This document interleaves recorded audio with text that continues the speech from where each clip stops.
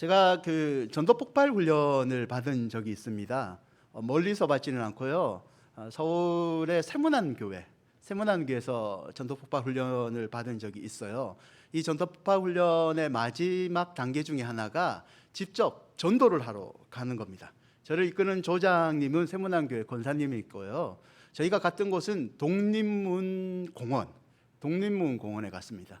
그 중에서 여러 사람들을 만났는데요. 3명의 할아버지를 만났던 일이 있습니다.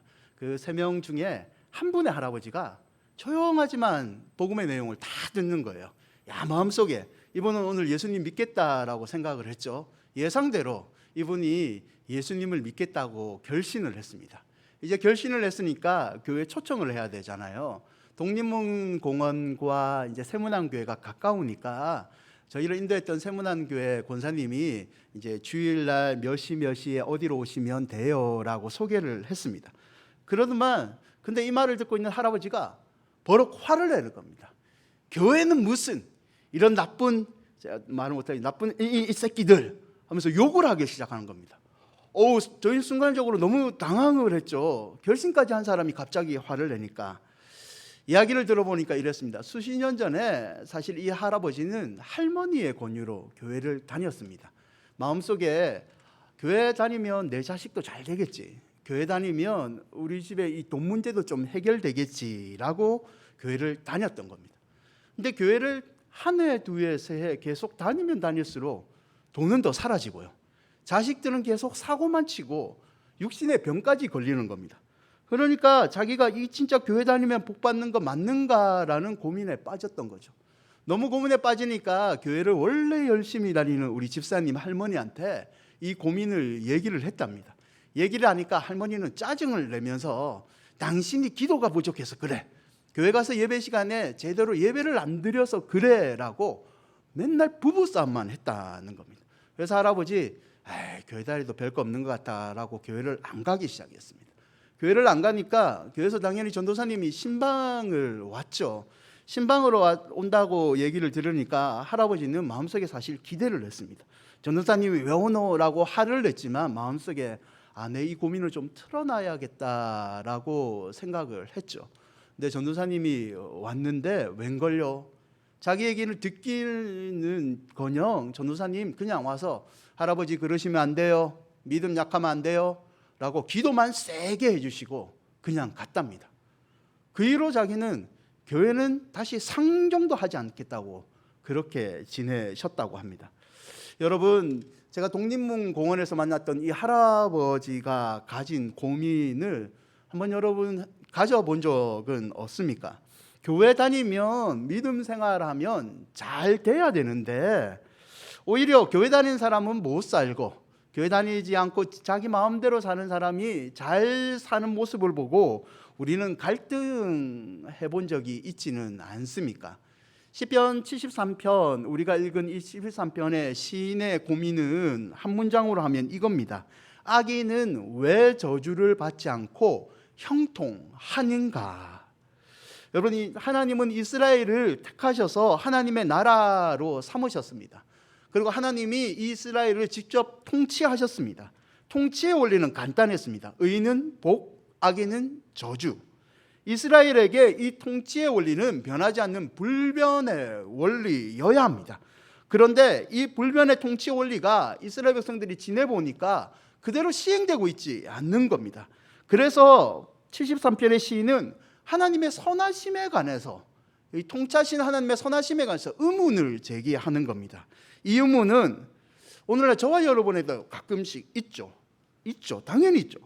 우리는 가끔 이런 믿음의 상상을 하죠. 기대감을 가집니다. 악인은 잘 되는 것 같지만 언젠가는 망할 것이다.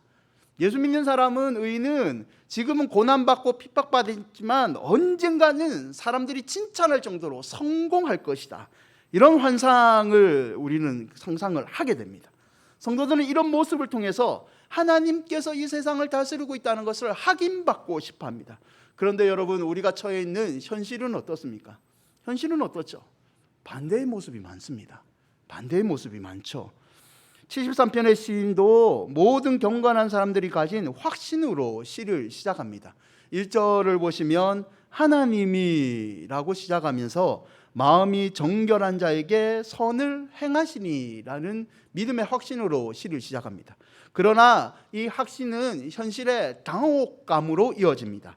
2절 3절인데요. 2절 3절을 한번 보실까요? 나는 거의 넘어질 뻔하고 나의 걸음이 미끄러질 뻔하였으니 이는 내가 악인의 형통함을 보고 오만한 자를 질투하였음이로다.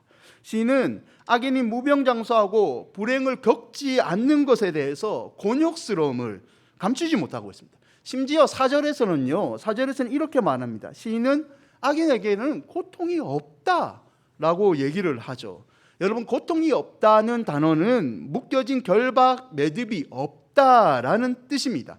뒤이어서 고통이 없다는 단어에 뒤이어서 보면 그 힘이 건강하다라는 표현이 있습니다. 고통이 없을 뿐 아니라 이 악인들이 타인보다 강건하게 힘있게 살아가고 있다라고 표현을 하죠. 여러분, 당시의 상황이 이렇습니다. 당시 이스라엘 사람들에게는 하나님의 축복을 외적으로 증가하는 징표가 있는데요. 그 징표가 뭐냐면 고통이 없는 삶, 강건한 삶입니다. 이 고통이 없는 삶, 강건한 삶이 하나님이 나를 축복하고 있다는 외적인 축복의 증거인데 이 고통이 없고 강건한 삶이 악인이 누리고 있는 겁니다. 그러니까 시인이 얼마나 당황스럽겠습니까? 그래서 시인은 악인에 대한 묘사를 12절에서 이렇게 결말을 짓습니다. 볼지어다 이들은 악인들이라도 항상 평안하고 재물은 더욱 불어나도다. 찬양하는 게 아니죠. 쓸쓸해하고 있죠. 그래서 시인은 13절과 14절에 내가 내 마음을 깨끗하게 하며 실로 헛되다. 나는 종일 고난을 당하고 있고 나는 징벌을 당하고 악인은 형통하고 있다라고 하나님께 고백하고 있습니다. 사랑하는 여러분, 시인의 이 절망과 분노가 오늘날 이 시대를 살아가고 있는 저와 여러분이 가끔씩 느끼는 그런 분노와 같지 않습니까? 그러나 여러분, 이 분노를 우리는 계속 품고 있으면 안 됩니다. 혹여나 우리 마음 가운데 악인이 형통하고 우리는 왜 안 될까라는 원망의 마음이 싹트기 시작하면 우리는 하나님 앞에서 한 가지 마음을 다시 점검을 해야 됩니다. 그게 뭐냐면 복이 뭐냐는 겁니다. 과연 우리가 생각하고 있는 복이 무엇이냐는 거죠.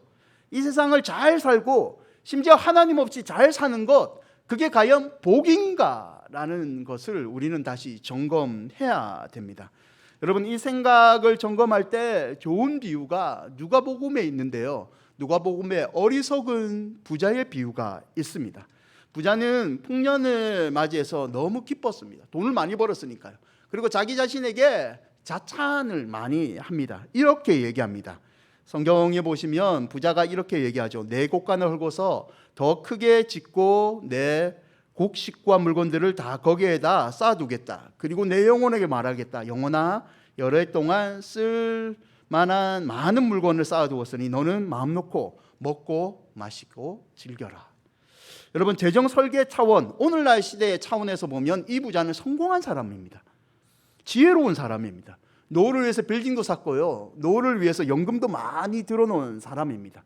우리는 참 이런 사람이 형통하다라고 부러워할 수 있습니다. 그러나 과연 하나님은 이 부자를 어떻게 생각하실까요?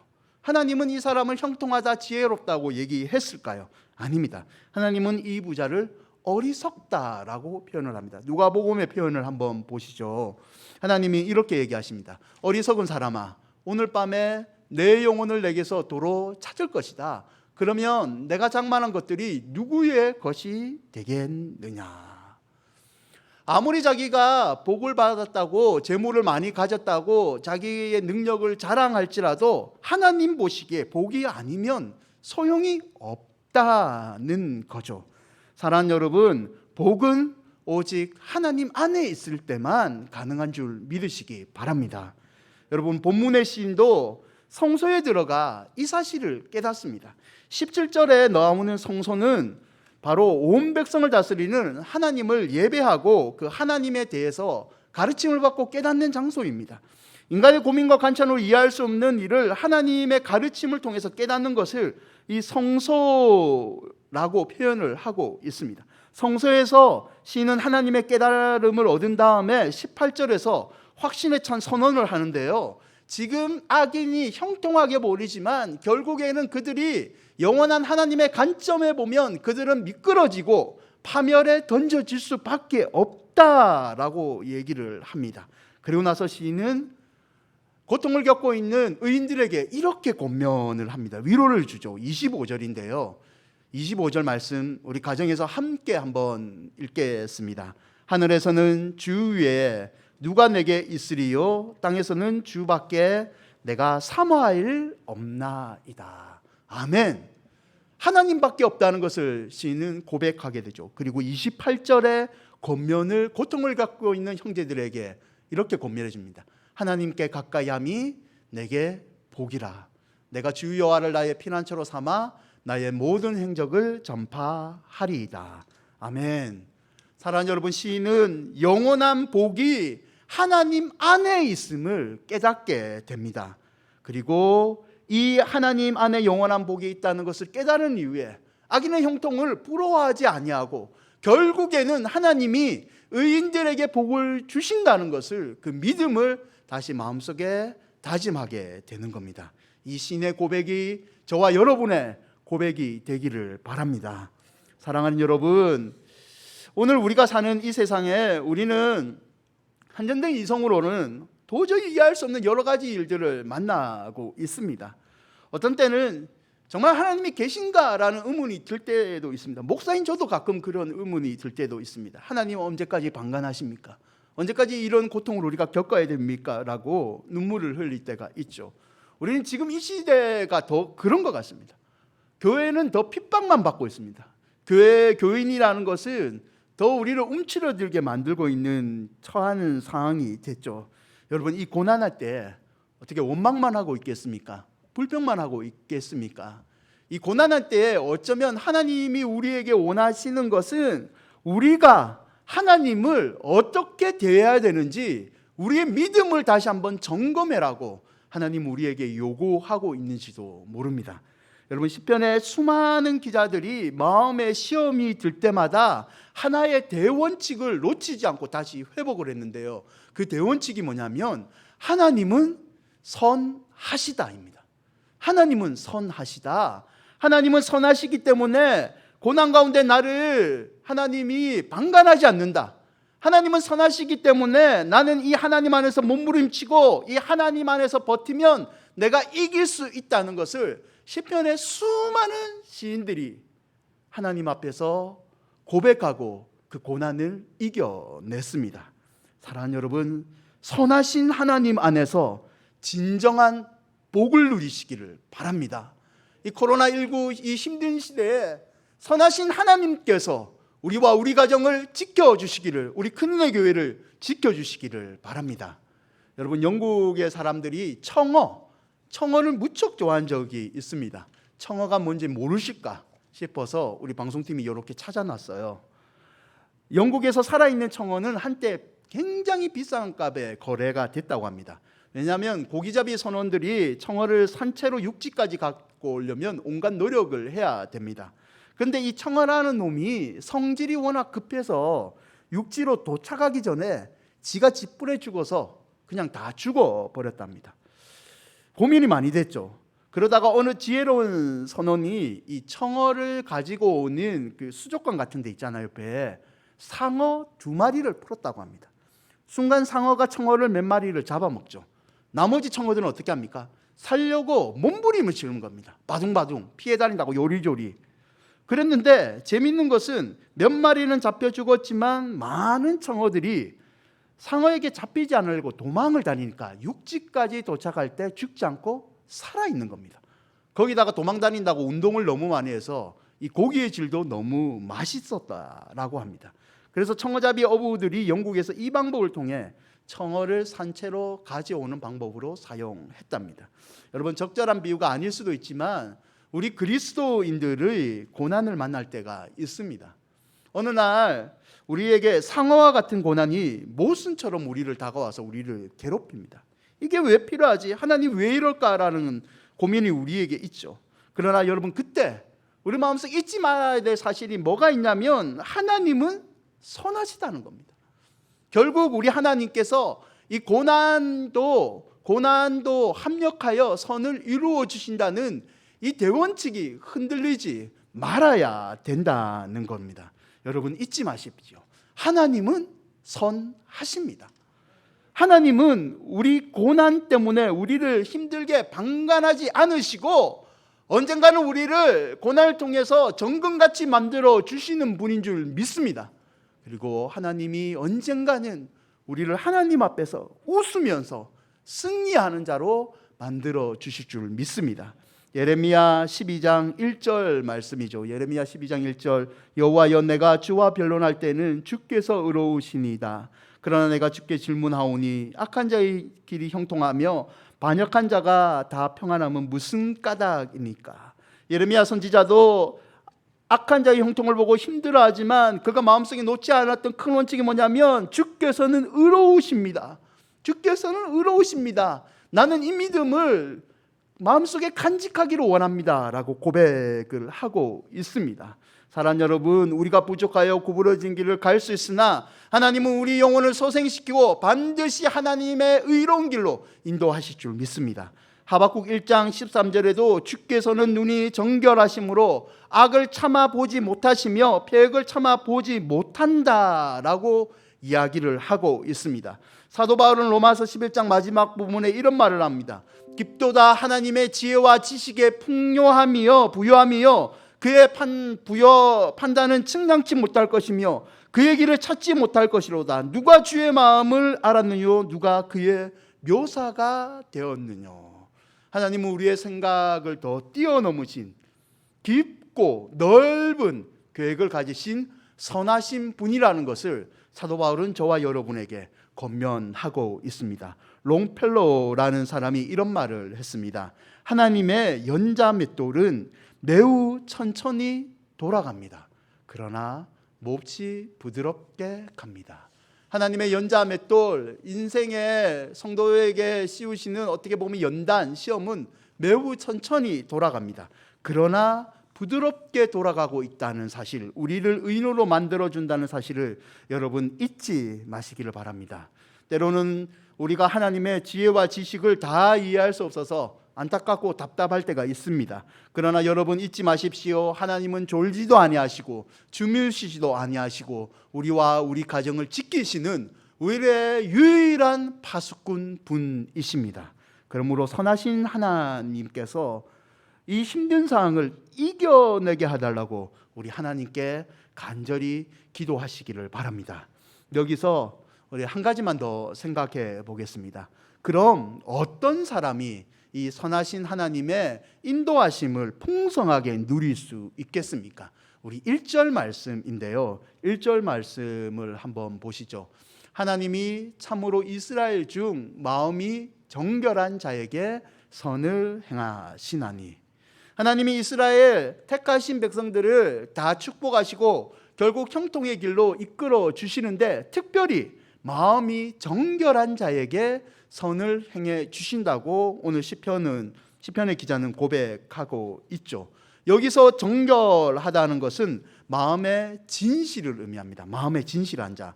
마태복음 5장 8절에서 예수님도 이런 말씀을 하십니다. 마음이 청결한 자는 복이 있나니 너희가 하나님을 볼 것이미요. 여러분, 그러므로 고난의 위기의 순간 우리가 놓지 말아야 될 태도가 하나 있는데요. 그 태도는 바로 마음의 정결함입니다. 마음의 정결함, 구별된 삶이죠. 그리고 이 정결함이라는 것은 하나님을 가까이 하는 삶입니다. 하나님을 가까이 하는 데서 우리의 마음의 정결과 구별이 시작되는 거죠. 시편 37편 5절 6절 내 길을 여호와께 맡기라. 그를 의지하면 그가 이루시고 내 의를 빛같이 나타내시며 내 공의를 정오의 빛같이 하시로르다. 시편 73편 28절 하나님께 가까이함이 내게 복이라. 내가 주 여호와를 나의 피난처로 삼아 주의 모든 행사를 전파하리이다. 사랑하는 여러분, 하나님을 가까이 하는 자가 되시기를 바랍니다. 하나님을 가까이 하는 자가 하나님 앞에서 정결한 자이고 이 정결한 자를 하나님께서 더 많이 축복해 주실 줄 믿습니다. 하나님을 가까이 한다는 것은 여러분 두 가지 개념이 있습니다. 하나님을 가까이 한다는 것은 첫째, 하나님 앞에 줄 선다는 의미가 있습니다. 여러분, 사람들 중에 매우 약삭빠른 사람들이 있습니다. 이 약삭빠름이란 말은 지혜로움을 말하는 것이 아니고 세상에 꽤가 많은 꾀돌이들을 이야기하고 있죠. 예비군 훈련이 있어요. 예비군 훈련장에 가면 여러분 소위 꾀돌이 훈련병들이 많아요. 이 사람들을 자칭 이제 우스갯소리로 삼신 예비군이라고 불러요. 먹는 거 있을 때는 걸신같이 먹어 치우고, 일할 때는 등신같이 굴다가 아무것도 안 하다가 끝날 때는 귀신같이 집에 간다. 이런 삼신 예비군이 있는데요. 이 삼신 예비군 때문에 북한군이 우리나라에 쳐들어오지 못한다는 이런 말도 있습니다. 여러분, 문제는 이 장깨로 얻은 유익함이 오래가지 못한다는 거죠. 약삭빠르게 깨를 내고 그렇게 하루 잘 넘긴 사람들의 대부분은 그러지 못한 사람들보다 결코 앞서지 않습니다. 그러므로 위기의 순간 우리가 하나님을 가까이 했을 때는 우리의 잔머리와 이렇게 약삭빠름으로 순간순간 위기를 넘기기보다는 하나님 앞에 줄 서는 하나님을 가까이 하는 믿음의 태도를 가져야 될 줄 믿습니다. 여러분, 하나님 앞에 줄 서면 하나님이 우리보다 앞서다고 생각하는 세상의 것들을 우리 뒤로 세워주실 줄 믿습니다. 이 축복이 여러분의 축복이 되기를 바랍니다.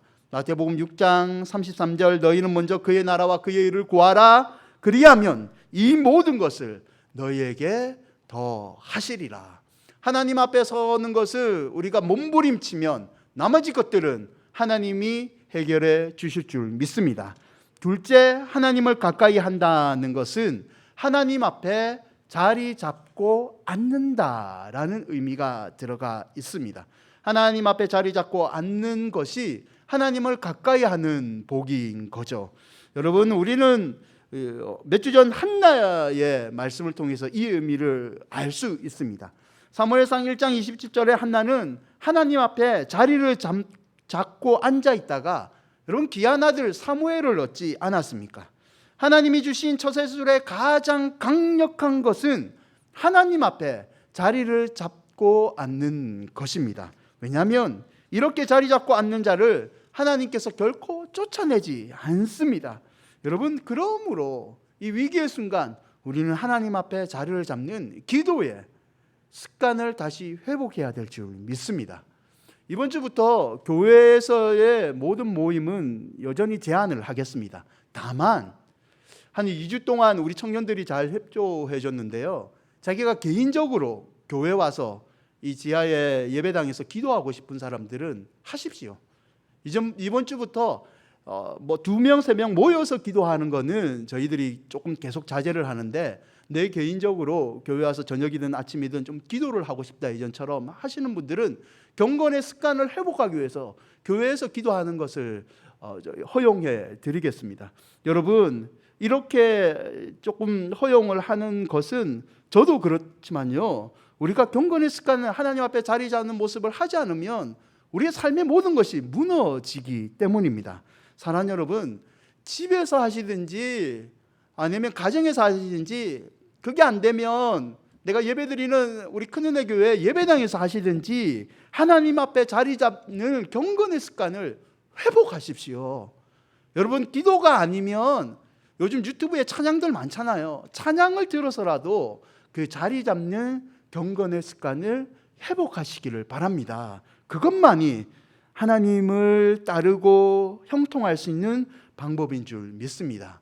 마음이 청결한 자는 복이 있나니 하나님을 볼 것이미요 라고 우리에게 권면하신 이 예수님의 말씀을 잊지 말으시기를 바랍니다. 그러므로 마음이 청결한 자가 되십시오. 하나님 앞에 줄을 선 자가 되십시오. 하나님 앞에 자리를 잡고 기도하는, 예배하는 사람이 되시기를 바랍니다. 그런 사람들을 하나님께서 반드시 선한 길로 인도해 주실 줄 믿습니다. 여러분, 말씀을 맺으면서 영상 하나를 보려고 하는데요, 이 영상은 얼마 전에 하늘나라로 돌아간 이 블랙팬서라는 영화의 주인공이 체드윅 보즈만의 이야기입니다. 그를 추모하는 영상인데요. 이 사람은 43살의 젊은 나이로 세상을 떠납니다. 투병 중에 계속 영화를 찍고 있었고요. 그 영화가 곧 개봉이 될 건데요. 그가 투병 중에 2018년 모교인 하워드 대학교 졸업식에 참석하고 축사를 합니다. 축사의 내용은 하나님은 우리를 향해서 목적을 갖고 있다, 용기 있게 세상을 맞서자, 그런 이야기였습니다. 그는 늘 크리스찬으로서 하나님께서는 우리에게 목적이 있다고 당당히 밝힙니다. 그리고 리고레 목사님의 목적이 이끄는 삶처럼 모든 것이 하나님께 시작됐기 때문에 인간은 우연이 없다, 인간은 사명을 가지고 살아야 된다라고 얘기를 하죠. 그리고 그가 좋아했던 말씀이 에베소서 3장 20절 말씀인데요. 우리 가운데서 일하시는 능력을 따라 우리가 고하거나 생각하는 이상으로 더욱 넘치게 줄 수 있는 분, 그분을 의지하자고 말합니다. 우리 영상 잠깐 보실까요? I know the plans I have for you.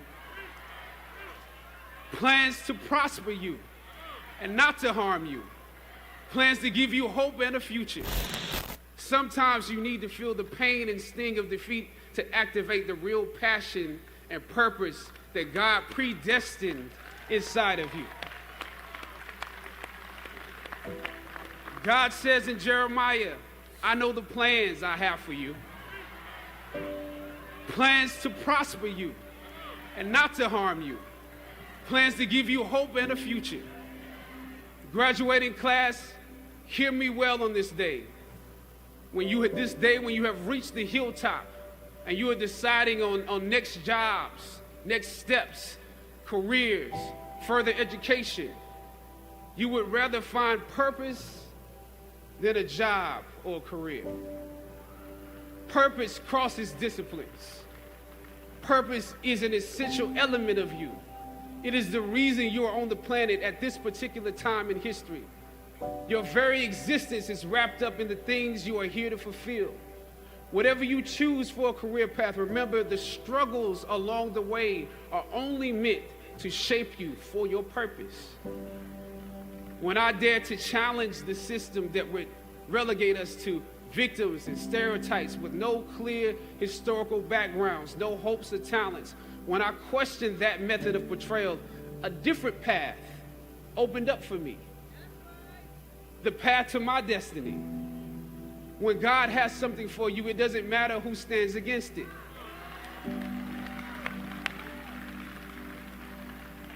God will move someone that's holding you back away from a door and put someone there who will open it for you. If it's meant for you,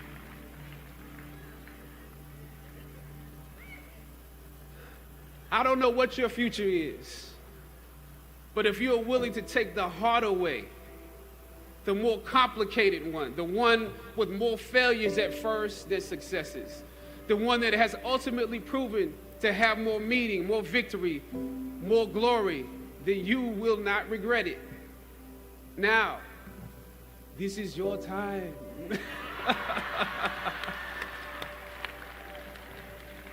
The light of new realization shines on you today.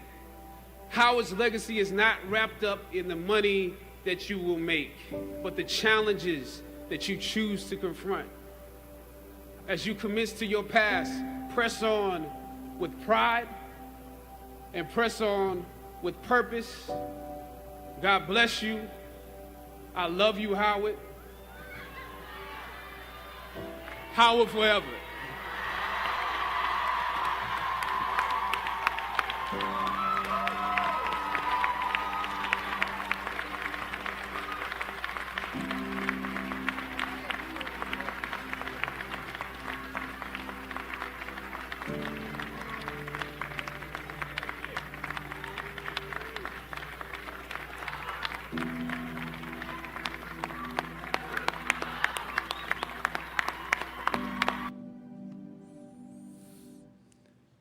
여러분, 블랙팬서를 연기했던 이 체드만이 던졌던 질문이 뭐죠?